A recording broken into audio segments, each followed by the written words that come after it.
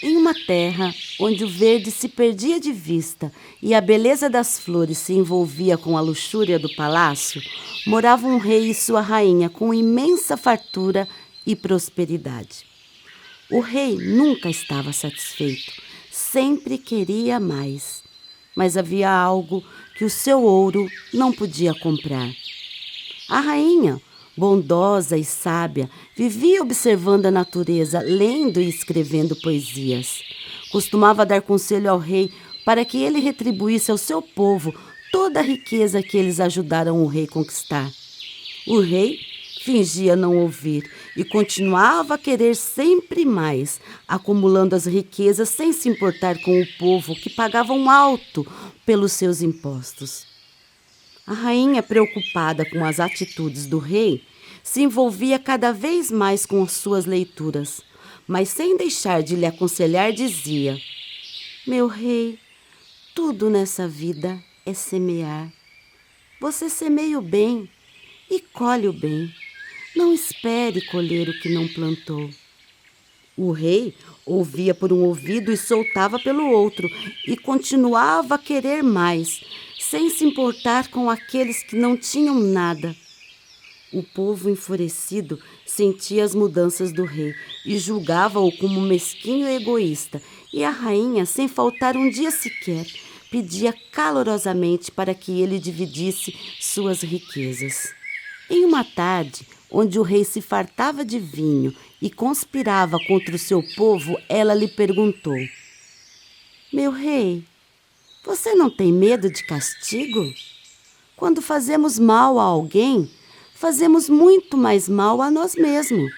O castigo sempre vem. É como se fosse uma maldição. O rei, com os olhos espantados, surpreso com a pergunta da rainha, mas mantendo a postura arrogante e soberbo, responde: Eu não tenho medo de nada. Eu sou o rei. E um rei não pode temer.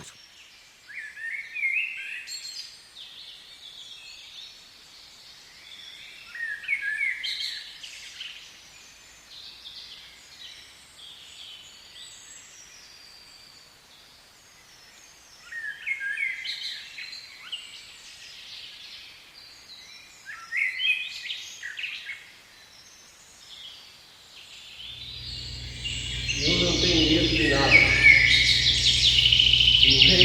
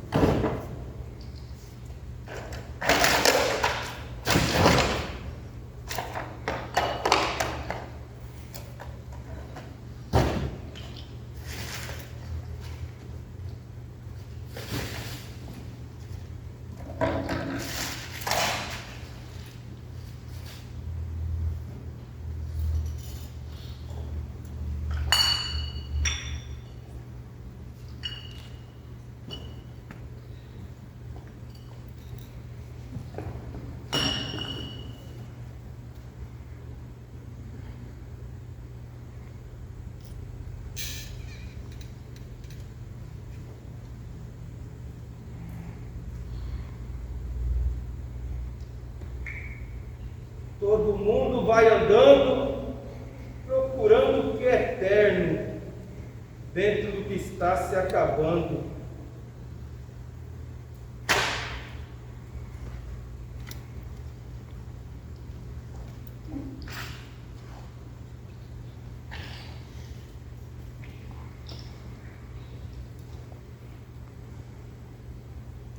Eu sou o rei.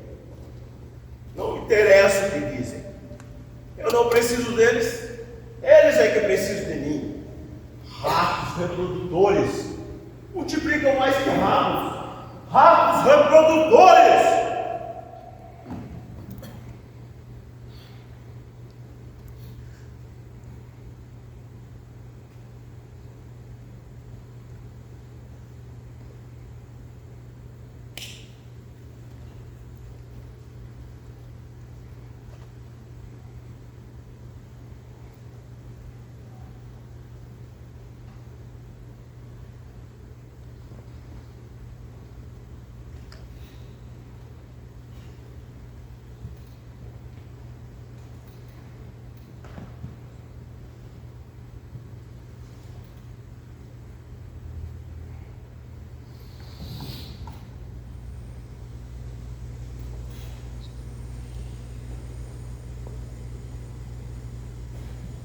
Eu sou uma pessoa muito orgulhosa daquilo que tenho.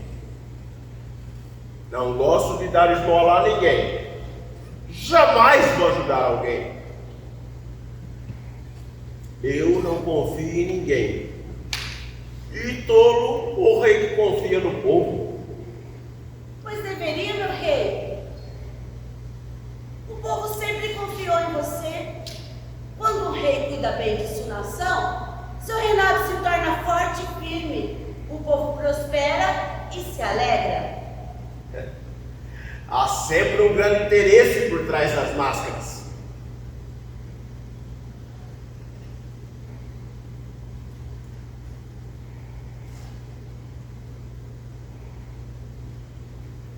Hipócritas. Eles sempre querem algo em troca. Por isso eu não ajudo. Merecem ser o que são. Esses miseráveis não servem para nada, a não ser para ser escravo do seu próprio fracasso. Você não pode pensar assim, meu rei. Coloque de vez em sua cabeça. Ninguém é igual a ninguém. Seja um rei bondoso com o seu povo. O mundo dá voltas. Seu reinado pode enfraquecer. E o castigo? O castigo sempre vem pelos seus atos. Você já parou para pensar nisso? Não!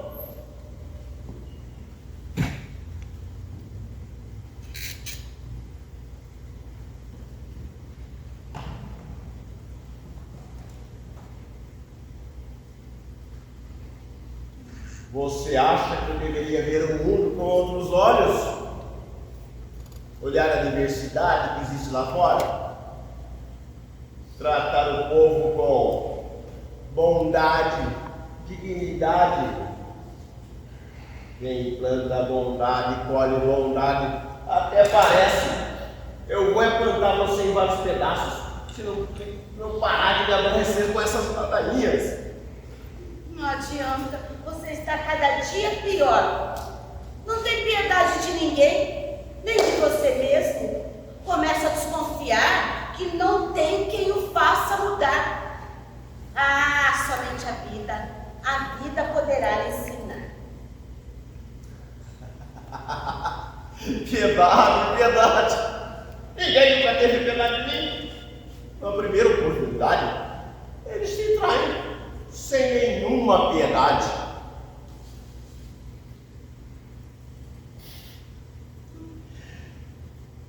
Preciso ouvir minha razão. Eu posso? Pode, mas desde que seja justa. O verdadeiro rei não é aquele que tem as melhores vestes ou a melhor carruagem. Um verdadeiro rei é aquele que, acima de tudo, tem um bom coração. Olhe, você tem um castelo luxuoso, tem muito ouro, tem tapetes maravilhosos, tem muito mais do que precisamos para viver e muito mais do que sonhamos. Devia ter pouco de sua fortuna aos mais necessitados. Razão justa. Eu tenho sempre razão. Olha o que a vida me proporcionou. Conquistei muito mais do que sempre sonhei. E não é você mesmo que sempre disse que colhemos o que plantamos?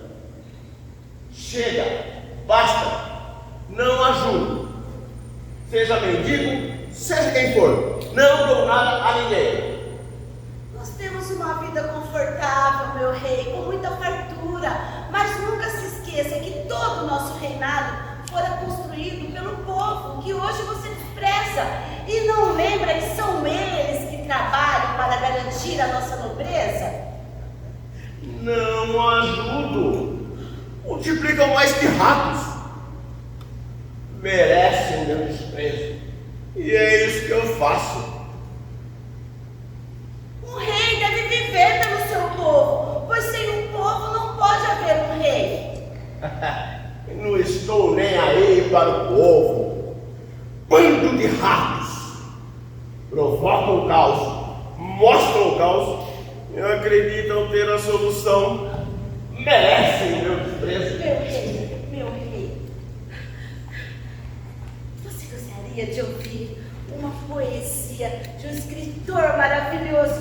Eu acho que eu até decorei. Ah, lá vem você de novo com suas ladainhas em forma de poesia. Mas, já que é tão importante para você, leia. Anjo de sapatos. Ele era bem pequeno, não sabia o tamanho do mundo que o rodeava. Seu mundo sempre foi com os olhos para dentro. Mas se alguém conseguisse olhar bem fundo nos seus olhos, conseguiria enxergar seu mundo. Então ele teria um amigo de verdade e jogaria fora os seus amigos de brinquedo. Era tão Bonito. Mas não vai me convencer com essas bobagens. um rei sem cultura é um rei sem caráter. Caráter. Até parece que eu vou sair por aí oferecendo ouro para essas pessoas. E cultura? Eu não tenho culpa deles serem os fracassados. Não dou nada, nem uma moedinha. Castigo? Quem que liga para essas bobagens? Eu sou o rei.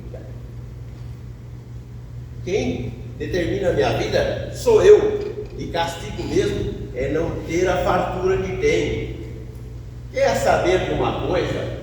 Eu vou dar uma volta, mas vou a cavalo. Tragam o meu cavalo. Eu sou o rei. Não existe no mundo ninguém melhor que eu. Caráter, cultura. Quem que liga para essas bobagens?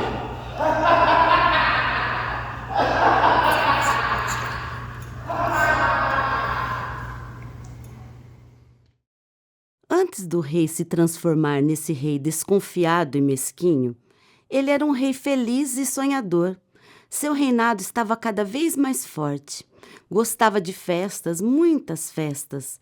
Se misturava com os artistas, tocava, cantava, dançava.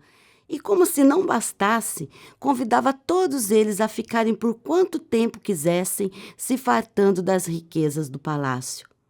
Mas, infelizmente, no meio deles havia um que não era fiel, justamente o que ele mais afinidade tinha. Logo na primeira oportunidade o traiu, roubando o baú que seu pai havia deixado antes da sua morte. Naquele baú havia valiosas lembranças da sua infância, que para o rei tinha muito valor. Essa atitude inesperada do bom amigo que acreditava ter o magoou profundamente. Com o passar do tempo, foi se transformando num rei desconfiado. E sempre dizia, tentando convencer a si mesmo daquela situação: se eu não posso confiar nos artistas, vou confiar em quem? No povo? Jamais! E assim o tempo passou. A rainha leu vários livros, transformando as suas malas em poesias. É, meu rei, quando eu não escrevo, eu tenho um morro aqui dentro.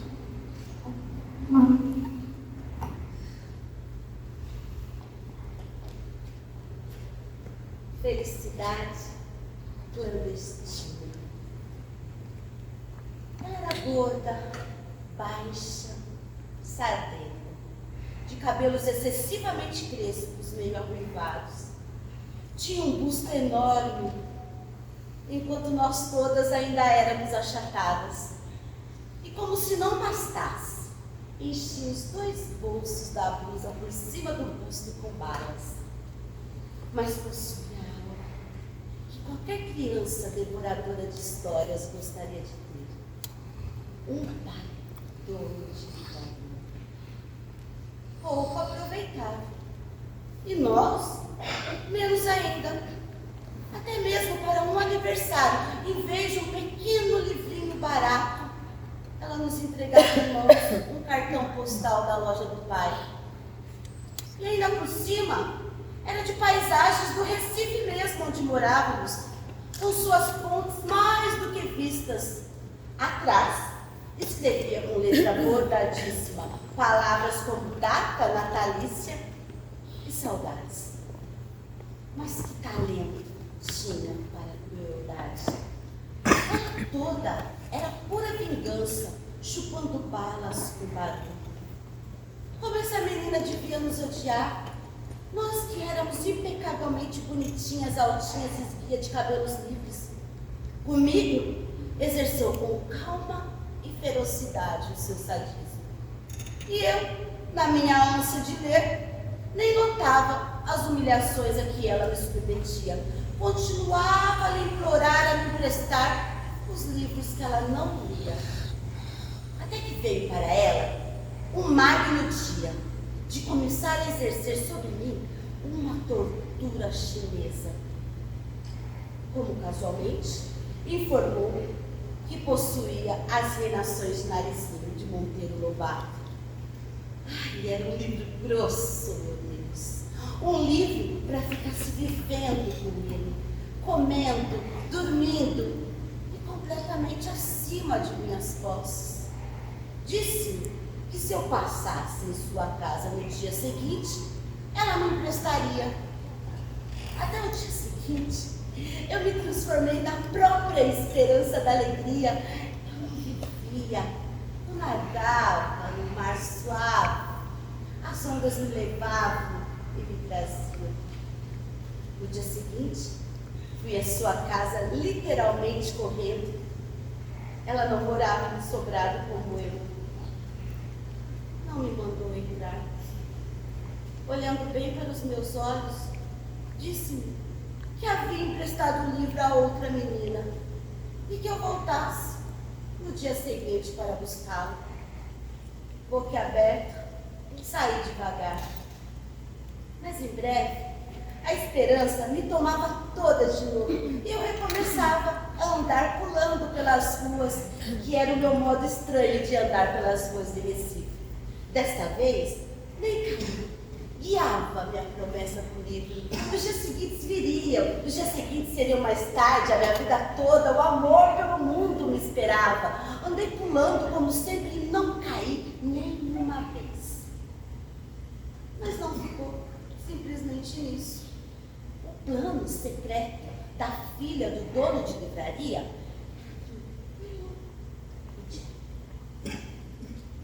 No dia seguinte, lá estava eu, com um sorriso e o meu coração batendo à porta de sua casa, para ouvir a resposta calma, que o livro ainda não estava em seu poder.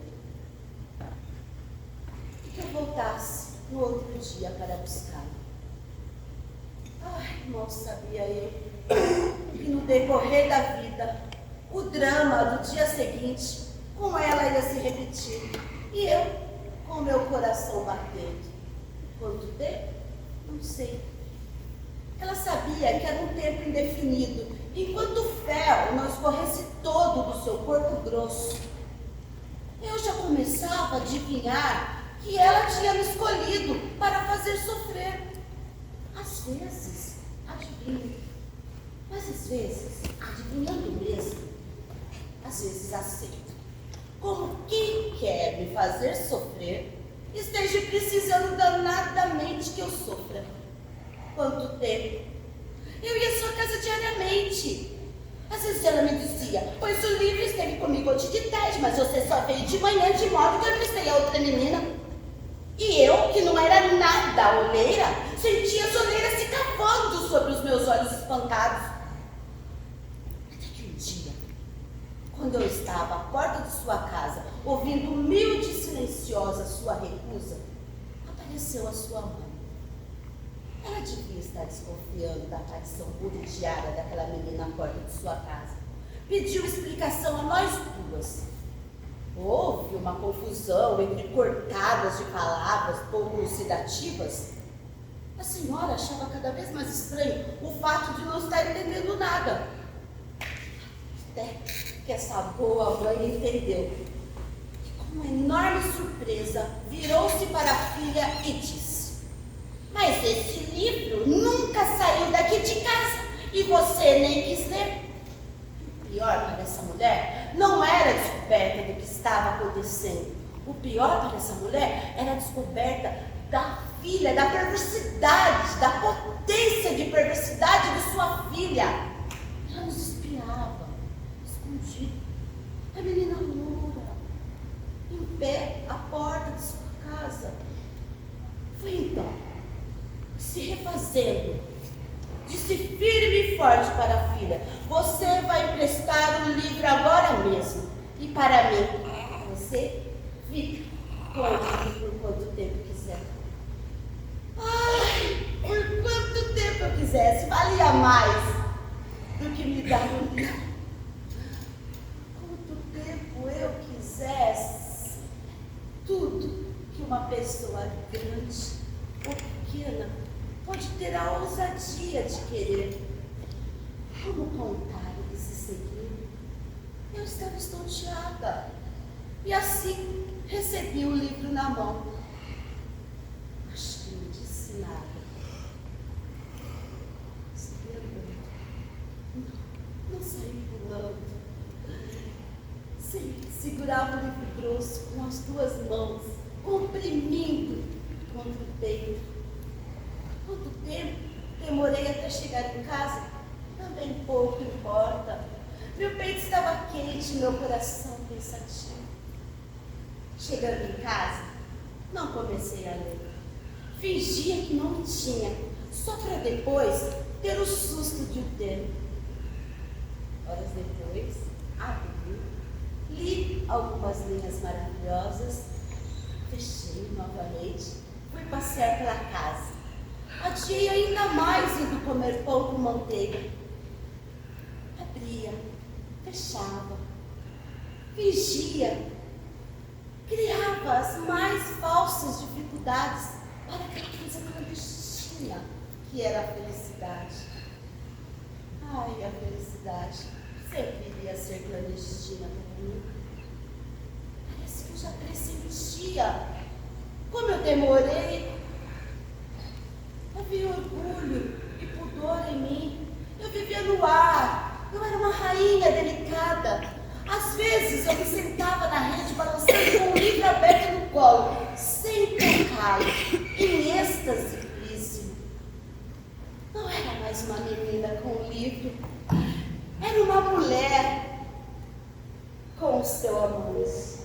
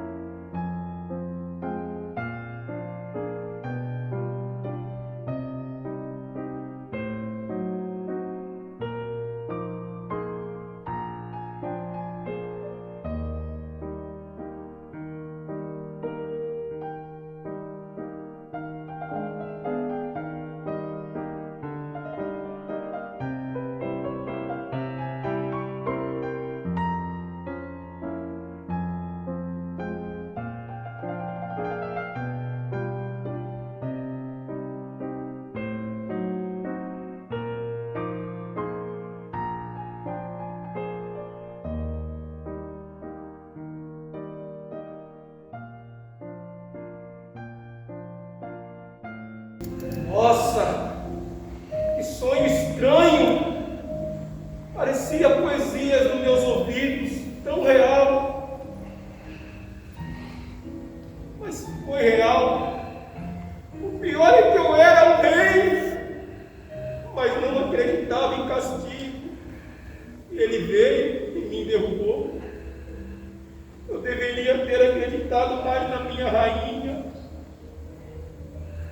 E o pior é que eu perdi tudo.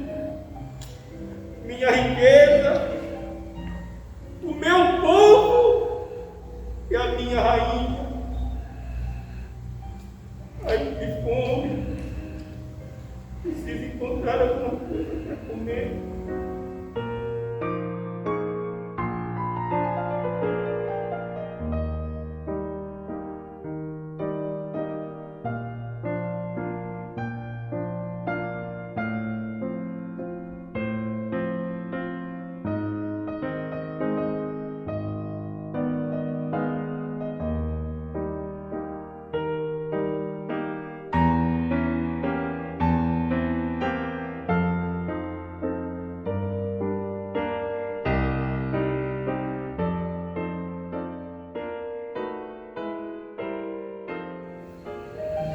Todo mundo vai andando, procurando o que é eterno, dentro do que está se acabando.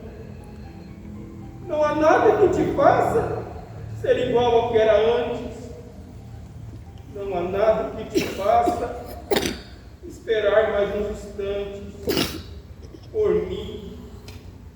Quem vai esperar por mim?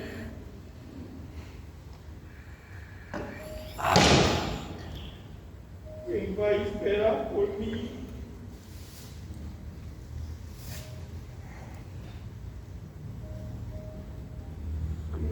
esperar por mim?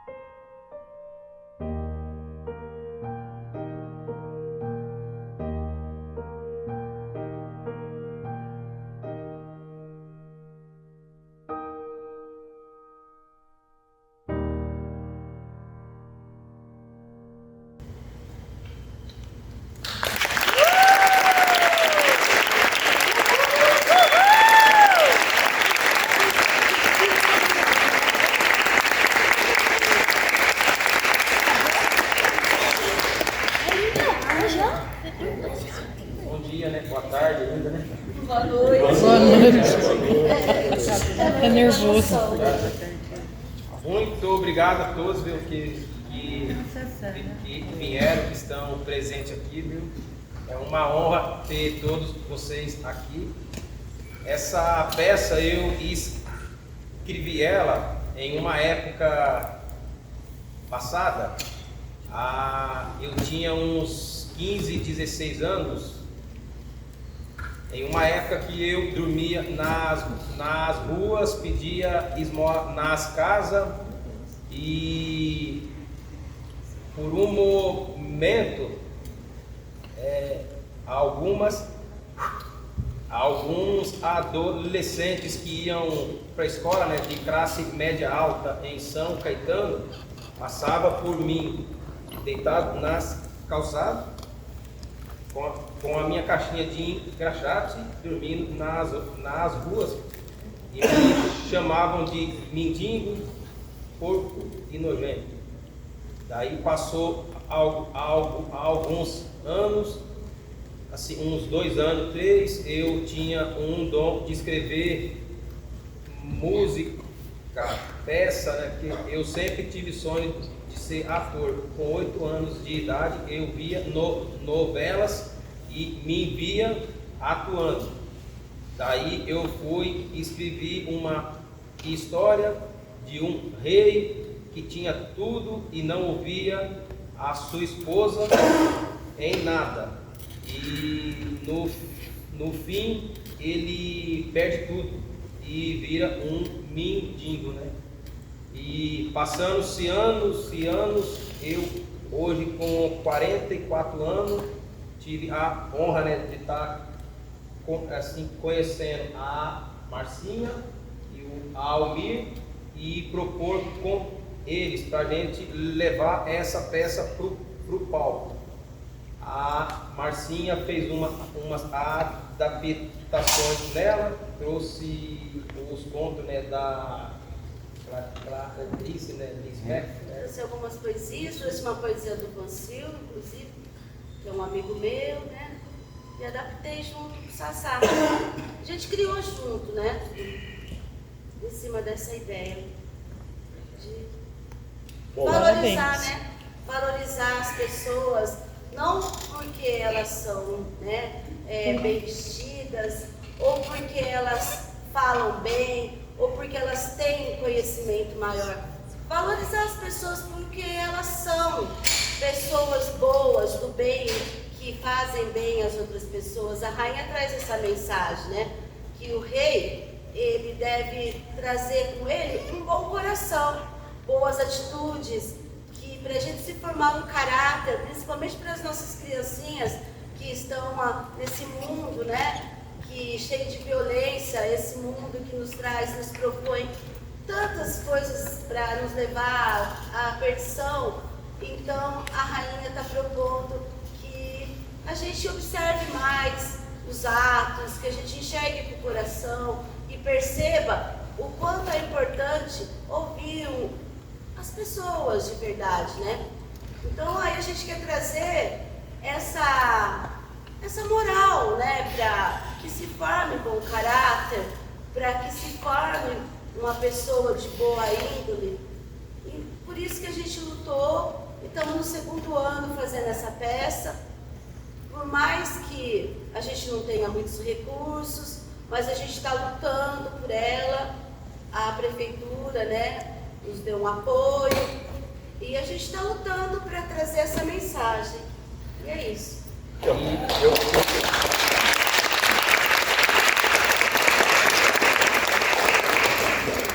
Eu quero dizer que, não ao ponto do Sassá, né, tá nas ruas, mas também não vinha assim com uma tanta facilidade, e que adultos, né, principalmente hoje a presença das crianças aí, né, e crianças, jamais deixe que ninguém destrua seus sonhos. Acredite sempre. Se você tem um sonho, lute para conseguir chegar aos seus sonhos, né? Porque quando eu era pequeno também as pessoas falavam, você tem nada não, você só serve para ficar aí na rua aí. E hoje a gente consegue estar aqui nesse palco, desenvolvendo alguma coisa, estamos engateando, um dia nós vamos ficar melhor ainda. Né? Mas crianças, não desistam dos seus sonhos. Essa é a minha mensagem para vocês. E pais, deem apoio aos seus filhos. Eu não falo assim, apoio financeiramente, porque eu nunca tive apoio financeiramente, porque nós nunca tivemos condições, né? Mas uma simples palavra que vocês falam para dar apoio, para levantar o filho seus, já está ótimo.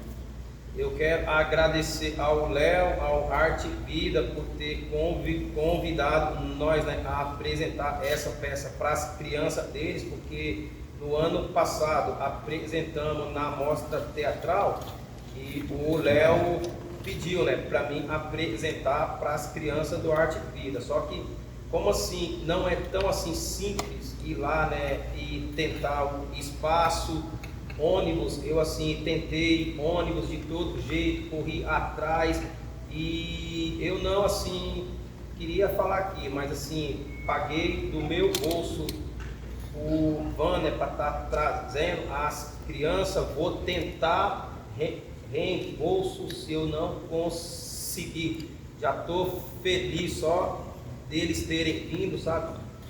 Então só tenho aqui o que agradecer. E sobre sonhos, né? Eu tinha sonho de ser ator com 8 anos.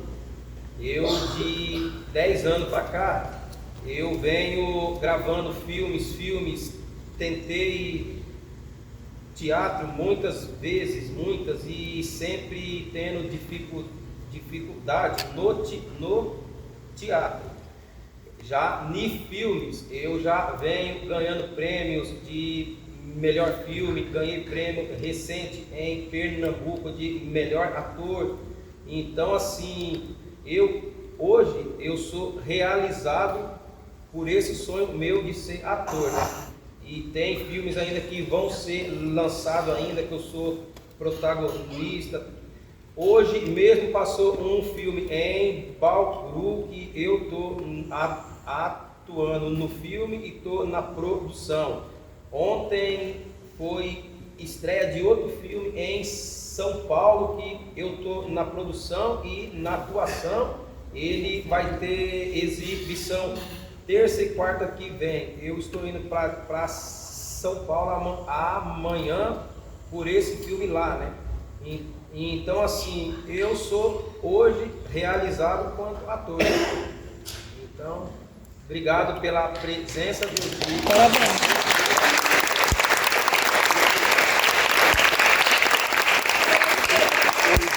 Iluminador, né? E a nossa maquiadora, Maquiadora, nosso nosso Libras, Silene, maquiadora. Maquiadora Silene.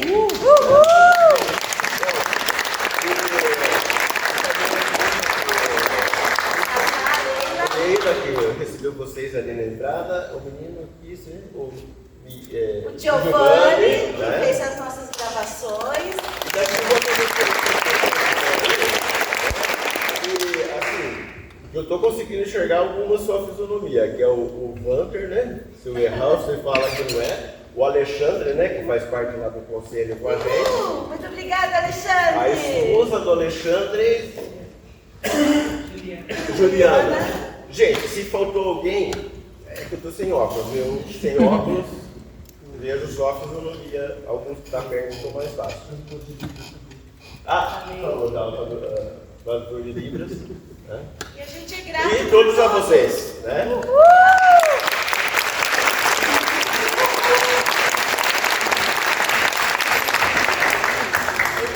obrigada pela noite. O rei retorno. deve viver pelo seu povo, pois sem um povo não pode haver um rei. Sem a plateia.